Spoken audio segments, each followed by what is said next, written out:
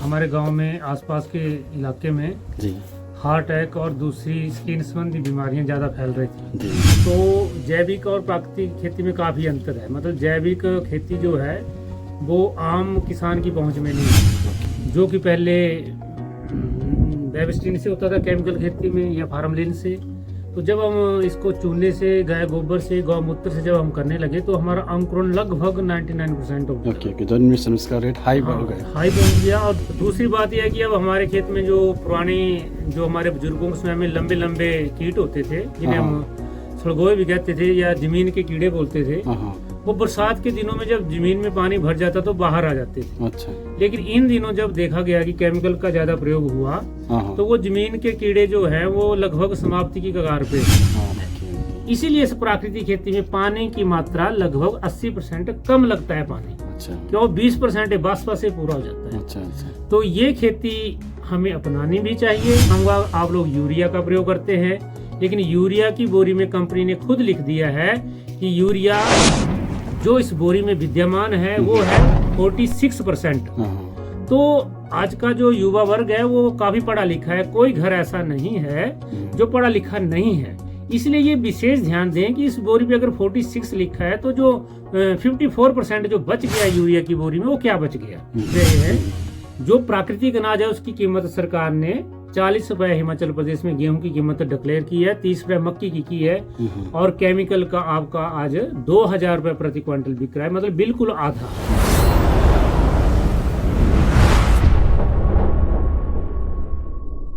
चलो दोस्तों, अभी हम लोग बागड़ा डैम घूम के आए हैं और बहुत थक गए चढ़ाई करके। और मेरे साथ है प्रवीण कुमार सर। हम इनसे बात करेंगे क्योंकि यहाँ ऑर्गेनिक फार्मिंग के लिए हम लोग उनका फार्म भी विजिट किया। So is working very actively over here and he knows the lots of things about organic farming. So मैं इनसे थोड़ा बातचीत करना चाहता हूँ। ओके सर, आपका ये ऑर्गेनिक फार्मिंग के बारे में जर्नी कहाँ से शुरू हुआ आपका? हाँ, नमस्कार सर। हमारा ये ऑर्गेनिक फार्मिंग लगभग 2006 से 8 के बीच में शुरू हुआ। तो हमारे गांव में आसपास के इलाके में जी हार्ट अटैक और दूसरी स्किन संबंधी बीमारियां ज़्यादा फैल रही थी। जी तो अवेयरनेस के लिए तो कुछ विभाग ने कैंप लगाए। जी। और उन दिनों मैं भी एक कंपनी में काम करता था। जी जी। तो कंपनी में ज़्यादा हार्ड वर्क होने की वजह से मैं भी घर पे ही था। ओके। तो गवर्नमेंट ने अवेयरनेस कैंप भी लगाए। और उन दिनों एक इकोवा नाम की एनजीओ जो इंटरनेशनल स्तर पे जैविक खेती का संचालन करती है और इंडिया में बायोफेक वगैरह संचालन भी करती है, तो उसका कैंप भी हमारे गांव में लगा और उन्होंने भी जागरूकता दी। तो मेरा जो विचार था वो इस तरफ बढ़ गया कि हमें इस तरफ चलना चाहिए। तो मैंने मानव विकास संस्थान से ये कार्यक्रम शुरू किया। अच्छा। तो उसके बाद फिर इकोवा वालों ने ही मुझे एम्प्लॉई रख लिया। तो हमारी जर्नी ये जैविक खेती से शुरू हुई, लेकिन फिर हमें लगा कि ये काफ़ी महंगी साबित हो रही है। ओके। क्योंकि इसके जो प्रोडक्ट थे वो सारे बाहर से आते थे। हाँ, उसमें केंचुआ वगैरह ये सब गोबर में डालते थे, गोबर को कंपोस्ट में बदल देता था। तो जब 4-5 साल ये अच्छी से चली, लेकिन उसके बाद ये प्राकृतिक खेती में कन्वर्ट हो गई। ओके। हाँ, तो जैविक और प्राकृतिक खेती में काफ़ी अंतर है। मतलब जैविक खेती जो है वो आम किसान की पहुंच में नहीं है। ओके। क्योंकि आम किसान अपनी आमदन उतना नहीं कर पाता है, क्योंकि जैविक के जो पदार्थ हैं वो बाजार से ही आते हैं सारे ही। अच्छा अच्छा। कोई नीम अस्त्र है या कोई ODC 50 करके जो देसी दवाइयाँ हैं, ये घर में तैयार नहीं हो सकती। अच्छा अच्छा। तो एक जैविक खेती आम किसान की पहुंच से बाहर है। ओके। तो उसमें ये सुभाष पालेकर नेचुरल खेती का भी प्रचार हुआ। तो जो सुभाष पालेकर की जो खेती का जो नियम था वो 4 सिद्धांतों पे काम करता था। पहला था बीजामृत, दूसरा जीवामृत, तीसरा अच्छादन, बाष्पा और अच्छादन। अच्छा। ये सारे कार्यक्रम जो हम गहराई से समझे तो हम समझ गया कि जब हम देसी तरीके से बीज ट्रीटमेंट करेंगे, जो कि पहले बेबिस्टिन से होता था, केमिकल खेती में या फार्मलिन से, तो जब हम इसको चूने से, गाय गोबर से, गौमूत्र से जब हम करने लगे तो हमारा अंकुरण लगभग 99% हो गया। ओके। जन्म उसका रेट हाई बढ़ गया। हाई पहुंच गया। और दूसरी बात था कि जो हमारे ये दीमक वगैरह जमीन के मिट्टी के कीट होते थे जी जी। वो हमारी जड़ों को खा लेते थे।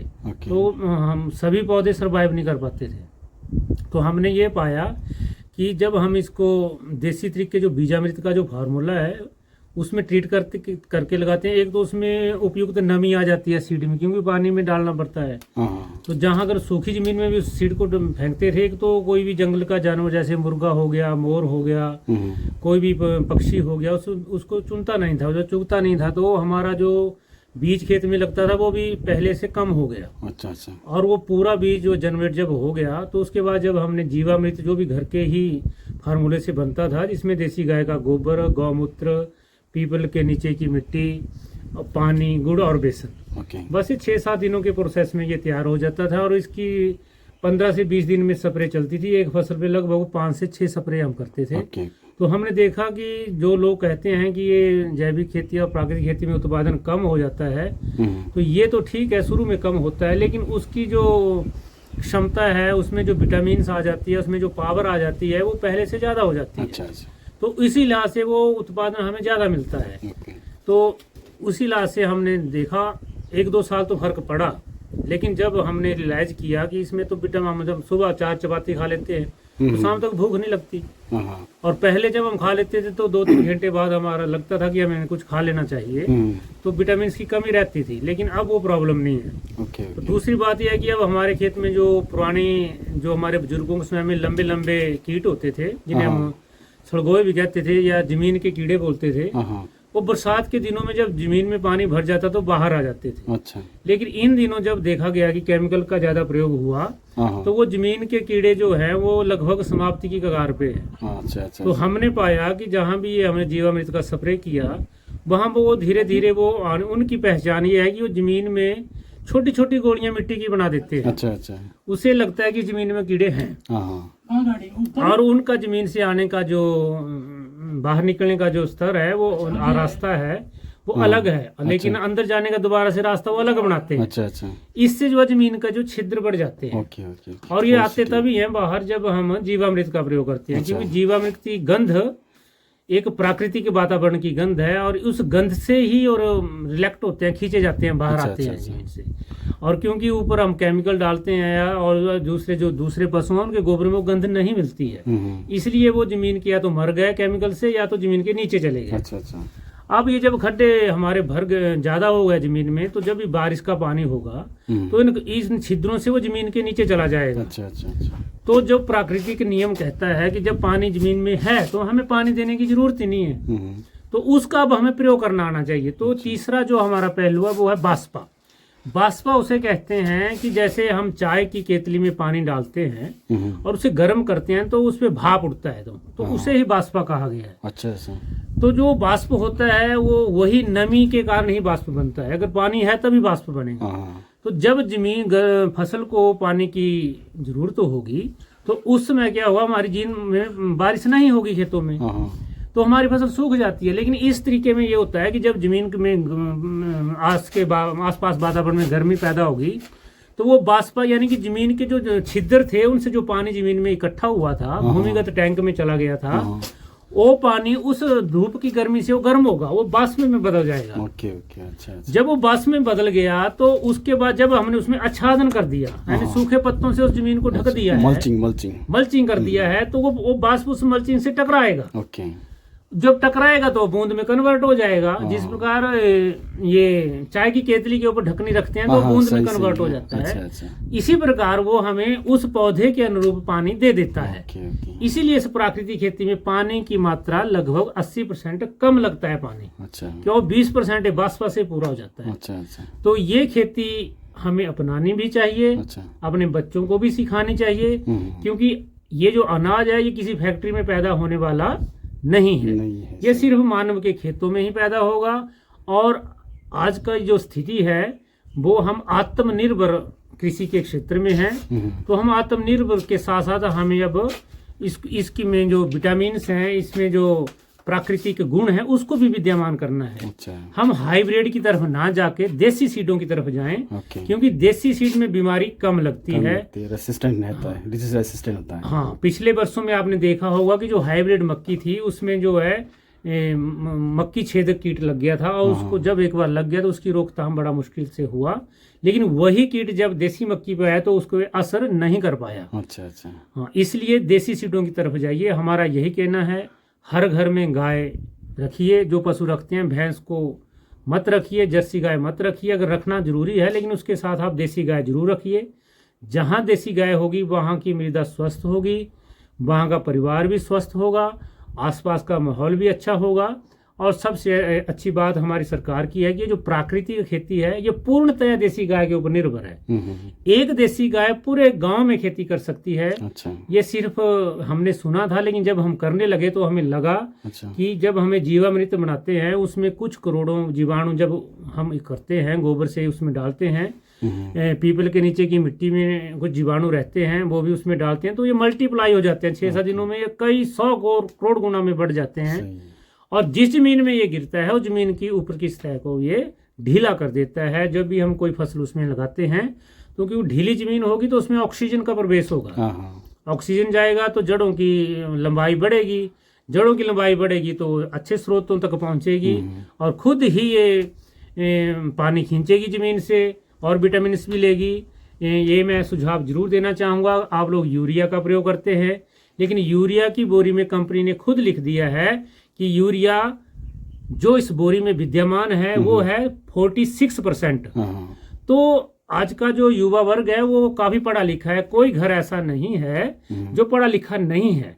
इसलिए ये विशेष ध्यान दें कि इस बोरी पे अगर 46 लिखा है तो जो 54% जो बच गया यूरिया की बोरी में वो क्या बच गया। तो ये वो हार्ड केमिकल्स हैं जो हार्ड आपके जमीन को बना देंगे और बिना यूरिया के आपकी फसल हो ही नहीं पाएगी। अच्छा। उसी प्रकार इफको में भी 12, 32, 16 लिखा होता है जिसका योग जो है 60 होता है। तो ये 60 के बाद जो 40 बच गया 100 में, जो 40 वो चीजें हैं जो आपके खेत को नीचे से हार्ड कर देती हैं, मिट्टी को खराब कर देती हैं। हाँ, मिट्टी को खराब कर देती हैं और पानी पीने सोखने लायक नहीं छोड़ती हैं। इसलिए आपको अगर इसको आप, भारतवर्ष एक कृषि प्रधान देश है, अगर इसको कृषि में आप रखना चाहते हैं तो आपको देसी खेती अपनानी पड़ेगी, प्राकृतिक खेती अपनानी पड़ेगी। और अगर ये आपने छोड़ दिए केमिकल खेती पे रहे तो एक दिन ऐसा जरूर आएगा कि आपके बच्चे बोलेंगे कि पिताजी इस खेती से अब कोई फायदा नहीं है, इसको बंजर छोड़ दो, क्योंकि वो उत्पादन तो देगी नहीं। जितना आप उसमें डालेंगे अगले वर्ष वो उससे और ज्यादा मांगेगा। सही। और अनाजों की कीमत आप देख ही रहे हैं, जो प्राकृतिक अनाज है उसकी कीमत सरकार ने 40 रुपए हिमाचल प्रदेश में गेहूं की कीमत डिक्लेयर की है, 30 रुपए मक्की की है और केमिकल का आपका आज 2000 रुपए प्रति क्विंटल बिक रहा है, मतलब बिल्कुल आधा। अच्छा। तो जब आप इस तरफ तरीके से जाएंगे तो अपनी आमदन को बढ़ा भी सकते हैं, ब्लैक बीट भी लगा सकते हैं, वो 100 रुपए केजी बिक रही है। तो सभी साथियों से मेरा ये विनम्र अनुरोध है कि अपनी प्रकृति को बचाने में अपना सहयोग दे। सही।